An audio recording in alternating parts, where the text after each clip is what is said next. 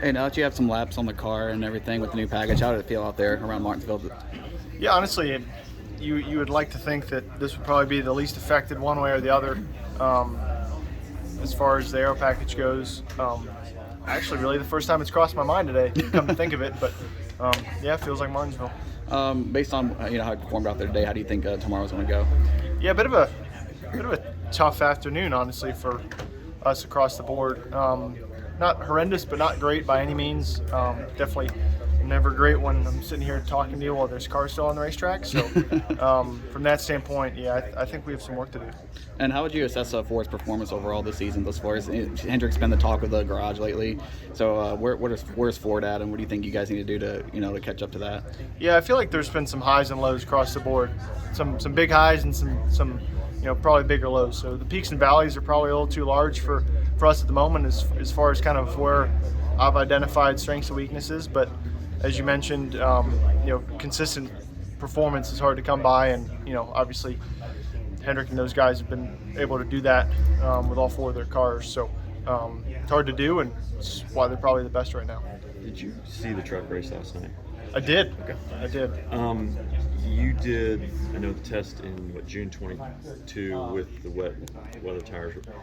How different were the track conditions set up for you guys then to what those guys raced on last night at the beginning of the race? Yeah, so when we tested here in June, it was me, Kyle, and Reddick, and 90-degree weather, and they basically brought a fire truck and wet the racetrack. Obviously no rain falling from the sky, but I'd say the first 10 laps of the run, visibility was pretty impossible.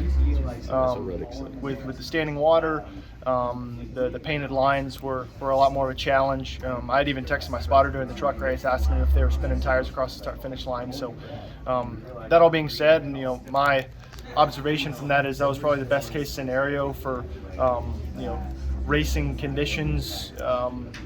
With there not being any sunlight, so the track's going to dry as slowly as possible. There's not going to be any spray because the track was pretty much probably 15 minutes away from being dry anyway.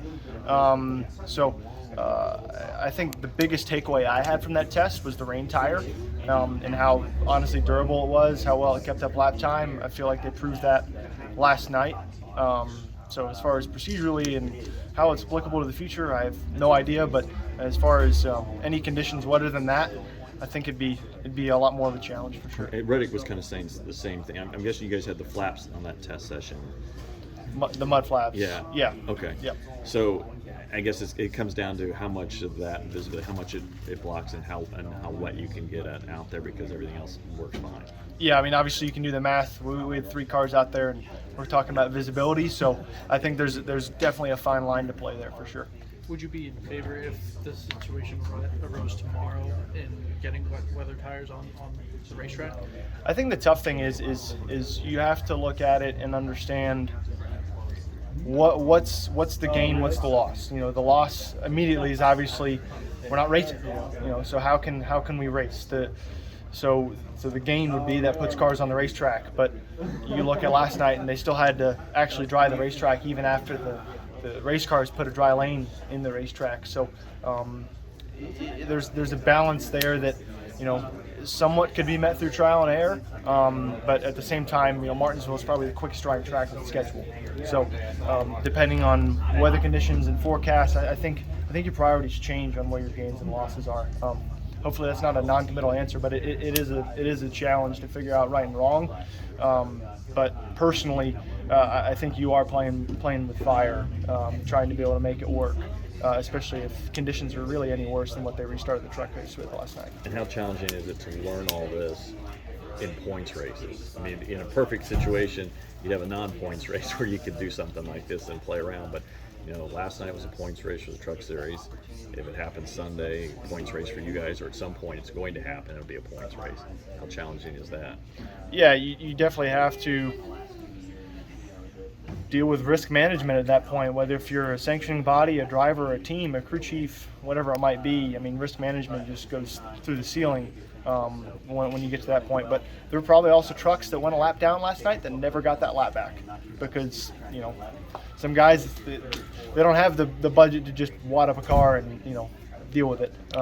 So obviously challenges risk management wise, are different cup to truck. But yeah, definitely could alter your finish of the race in 15 laps. How would you go about doing somewhere like New Hampshire? That's kind of more flat, but still a place where they could possibly do something like that. Yeah, the same concepts apply.